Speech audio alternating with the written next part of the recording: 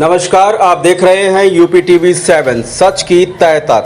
कानपुर में पुलिस ने नशे के बड़े कारोबार का भांडाफोड़ किया। पुलिस ने कारोबार से जुड़े 4 शातिरों को गिरफ्तार किया है, जिनके पास से पुलिस को भारी मात्रा में नशे का सामान और 11 लाख रुपए की नकदी बरामद हुई है।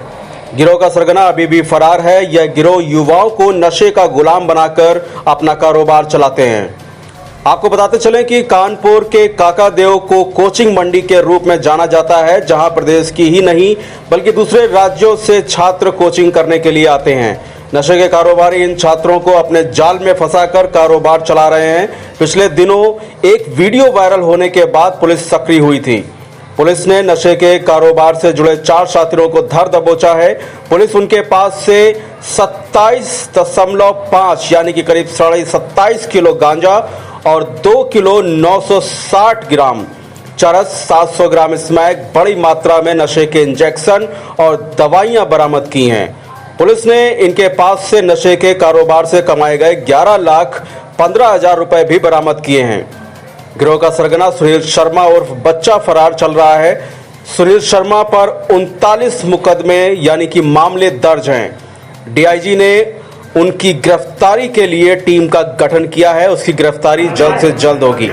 आप जुड़े रहिए यूपी टीवी 7 से सच की तह तक।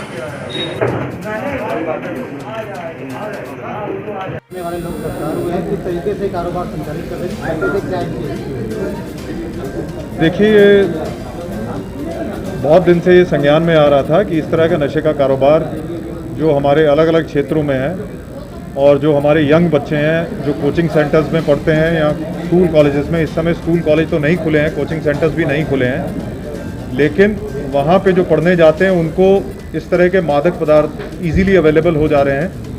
इसी में इंफॉर्मेशन कलेक्ट की जा रही थी और कल एक सूचना पे पहले 2 लोग गिरफ्तार हुए, उसके बाद 4 लोग गिरफ्तार हुए। उनसे जब सस्टेन्ड इंटेरोगेशन की गई तो एक इनका सामान रखने की जगह का पता चला, जहां से ये पूरा कारोबार जो संचालित होता था। सामान विभिन्न जगहों से खरीद के वहां पे लाया जाता था। इसमें तमाम, चाहे वेस्ट बंगाल कहें या उड़ीसा कहें, और प्लस अलग अलग राज्यों से ये लोग सामान लाते थे और ला के वहाँ पे बड़े पैमाने पे स्टोर करके आगे छोटी छोटी मात्रा में उसको शहर के विभिन्न इलाकों में या हमारे आसपास के जनपदों के विभिन्न इलाकों में ये बेचा करते थे।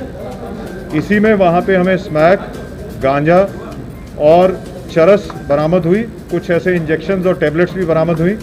उसके अलावा 11 लाख से ऊपर हमारे पास कैश, इसी धंधे में जो इन्होंने सामान बेचा खरीदा उससे 11 लाख से ऊपर रुपए बरामद हुए हैं। कई मोबाइल फ़ोन्स बरामद हुए हैं।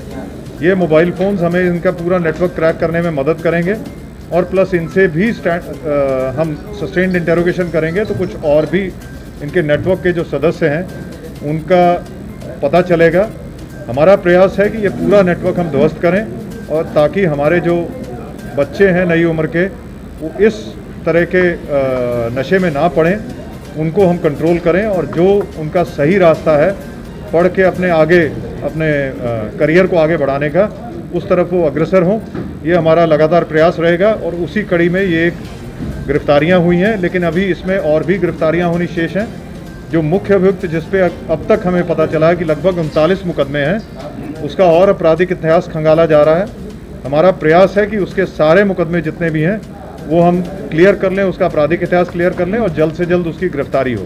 सर, क्रैक करने की बात है, हमारे जो एसपी वेस्ट हैं उनके निर्देशन में सीओ सीसामऊ और उनके अंतर्गत कई थानों की फोर्स मौके पे दबिश देने के लिए गई थी। इसमें अच्छी रिकवरी हुई है और पूरी टीम को मेरी तरफ से 25,000 का इनाम।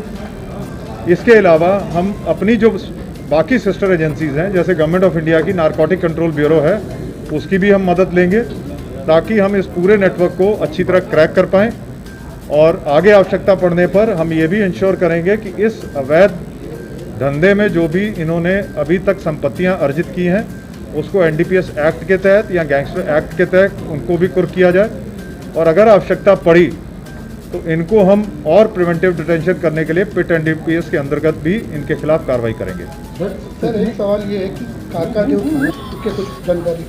देखिए, इसीलिए मैंने आपको शुरू में ही बताया कि हम ऐसे एरियाज़ में जहाँ कॉलेजेस बहुत अधिक हैं और कोचिंग सेंटर्स बहुत अधिक हैं, वहीं पे हमें शिकायत मिल रही थी। कुछ जो बच्चों के जो पेरेंट्स हैं उन्होंने भी शिकायत की थी कि इस तरह का वहाँ पे धंधा चलता है।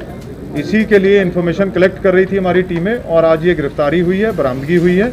ये प्रयास हमारा निरंतर जारी रहेगा, हम प्रयास करते रहेंगे।